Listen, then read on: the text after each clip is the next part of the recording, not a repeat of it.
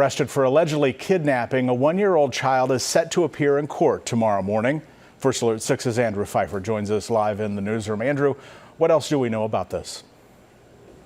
Brian, Omaha police say a 48-year-old returned to his sober living home intoxicated over the weekend with a child that wasn't his. Now, this happened in the area of 48th and Wirt Streets. A report states a roommate told police that Renee Mayock claimed that a child was his now before passing him off to a roommate and falling asleep.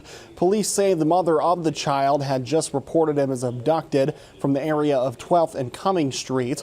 According to investigators, she left the child in her car to use the bathroom when he was taken. Mayock was later arrested for false imprisonment and child abuse. And again, he is scheduled to be in court tomorrow morning. Thankfully, there were no injuries to the child. Brian? Andrew Pfeiffer live in the newsroom. Thanks for the update.